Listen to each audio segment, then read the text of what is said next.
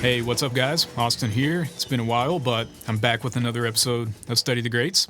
So last week I posted a video of me playing through this modern version of a classic Bill Bruford tune called Beelzebub. And I gotta say, man, it's probably the hardest song I've ever tried to play. I mean, it's just super tricky from start to finish. But I gave it my best shot. If you haven't seen that yet, I'll have it linked below. But what I want to do in this video is isolate the main groove from that song and break it down for you because I think it's one of the coolest grooves of all time. Now, there are a couple different recordings that he's done of this song over the years, and the grooves are a little bit different in each one, so we're going to dive into each of those, and I'm also going to show you the variation that I decided to play in my video. So if you're ready to get started, let's head to the kit and see if we can break this thing down. All right, we're going to start with the original groove that he played on the original recording in 1978 from his solo album called Feels Good to Me. And this version has Alan Holdsworth on guitar and Jeff Berlin on bass, so it's definitely got like a unique vibe to it for sure. Now, for copyright reasons, I'm not going to play the actual audio from these tracks, but I do have them linked below if you want to go listen to them after this. Okay, the first thing you need to understand about this groove is that it's in 9/8, and it's a really quick 9/8. So at full speed, it sits right about here. 1, 2, 3, 4, 5, 6, 7, 8, 9. 1, 2, 3, 4, 5, 6, 7, 8, 9. 1, 2, 3, 4, 5, 6, 7, 8, 9. 1, 2, 3, 4, 5, 6, 7, 8, 9, 1.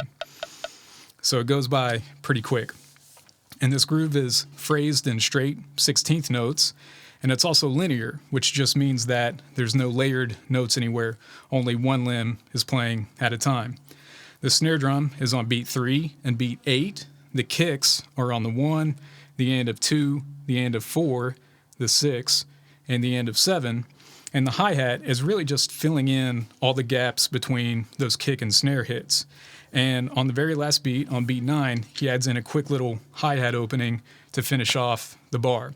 So let me go ahead and play this for you at half speed so you can see how it works, and then I'll bring it up to full speed.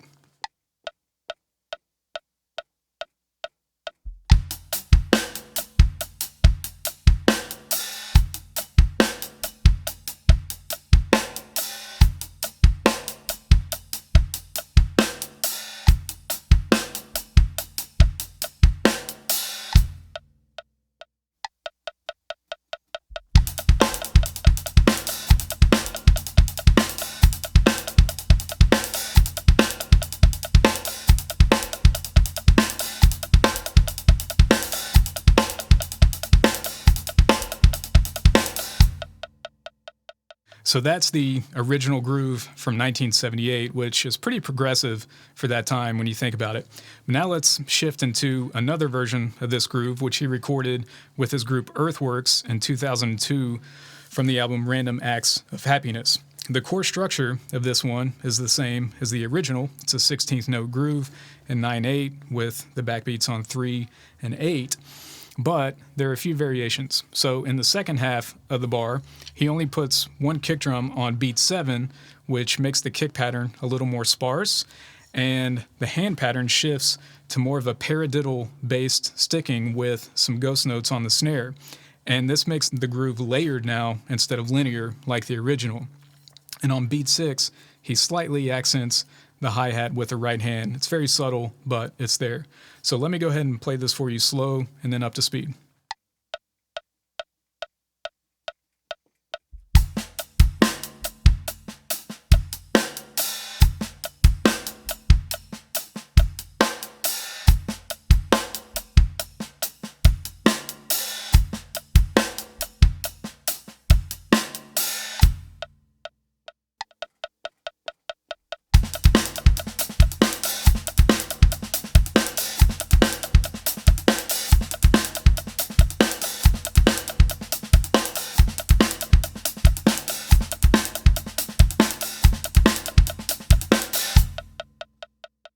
All right, so those are his two recorded versions of this groove, but what I ended up playing in the cover video I posted last week is kind of a hybrid between those two. So I'm essentially taking the kick drum pattern from the first version and combining it with the hand pattern from the second version, because I like the layered paradiddle thing with the hands, but I also like the busier kick drum pattern from the original. So when you combine those two elements together, sounds like this.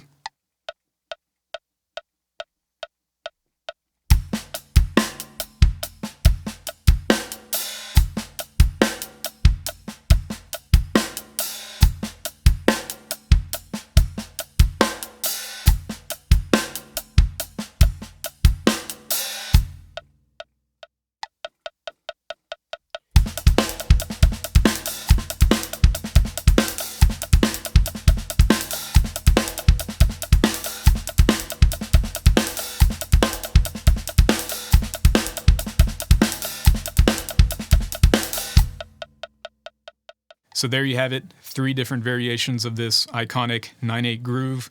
Bill Bruford is a legend in the progressive fusion world, and this is really just a brief glimpse into his playing. So if you've never listened to Yes or King Crimson or any of the other stuff he's played on, definitely take some time to dive into that, because he's a pioneer and an innovator with these progressive drum concepts.